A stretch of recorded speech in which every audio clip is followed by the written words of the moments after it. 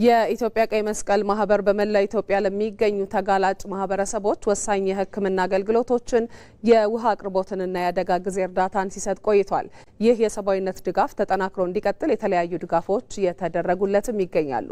በዚህም የእንግሊዝ መንግስት ከ5.4 ሚሊዮን ፓውንድ በላይ የተገዙ 28 ዘመናዊ ተሽከርካሪዎችና የውሃ ጉድጓድ መቆፈሪያ ማሽኖችን ለኢትዮጵያ ቀይ መስቀል ማህበር በማስረከም አብሮነቱን አሳይቷል።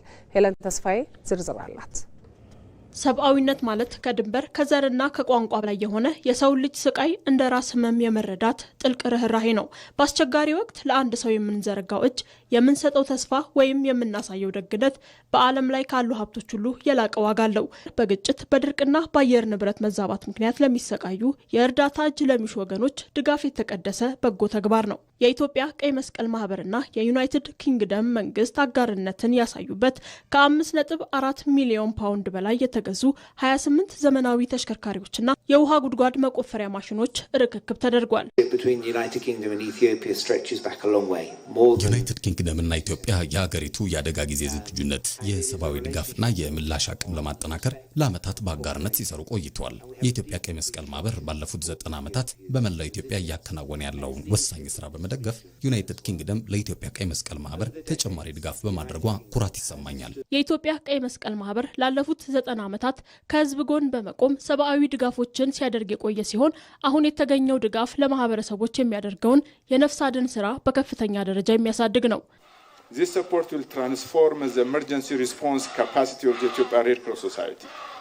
ለ90 ዓመታት ያህል የኢትዮጵያ ቀይ መስቀል ማህበር በመላው ኢትዮጵያ ለሚገኙ ተጋላጭ ማህበረሰቦች ወሳኝ የሕክምና አገልግሎቶችን፣ የውሃ አቅርቦትና የአደጋ ጊዜ እርዳታን ሲሰጥ ቆይቷል። የዛሬው ርክክብ ከተሽከርካሪዎችና ቁሳቁሶች በላይ ትርጉም አለው። በኢትዮጵያ ቀይ መስቀል ማህበርና በዩናይትድ ኪንግደም በእንግሊዝ መንግስት መካከል ያለውን ጠንካራ አጋርነት፣ መተማመንና አብሮነት የሚያንጸባርቅ ነው። በኤፍሲዲኦ በኩል የተደረገው ድጋፍ በግጭት፣ በአየር ንብረት መዛባት፣ በመፈናቀልና በሌሎች ድንገተኛ አደጋዎች የተጎዱ ማህበረሰቦችን በተለይም ራቅ ባሉ አካባቢዎች ለመድረስና አስቸጋሪ በሆኑ አካባቢዎች የሚኖሩትን ለማገዝ አቅማችንን በከፍተኛ ደረጃ ያጠናክረዋል። የሰዎች ህይወት በፈታኝ ሁኔታ ውስጥ ሲሆን ከምግብና ከውሃ ቀጥሎ የሚቀድመው ዋነኛ የህልውና መሰረት ጤና ነው።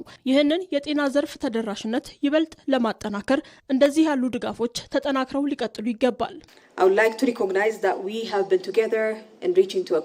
የዓለም አቀፍ ቀይ መስቀል ኮሚቴ ለኢትዮጵያ እያደረገ ያለውን ድጋፍ ማድነቅ እፈልጋለሁ። ህብረተሰቡ ላይ የሚከሰቱ ችግሮችን ከመቅረፍ አንጻር ሰፊ ስራ እየሰራ ነው። የቅርቡን እንኳን ብናነሳ የፖሊዮ ዘመቻ ላይና በድንገተኛ አደጋዎች ወቅት ማለትም በመሬት መንሸራተት፣ በሰው ሰራሽና በተፈጥሮ የተከሰቱ አደጋዎች ህብረተሰቡን ለችግር በዳረጉበት ወቅት ከኢትዮጵያ መንግስት ጋር በቅርበት መስራቱ የሚታወቅ ነው።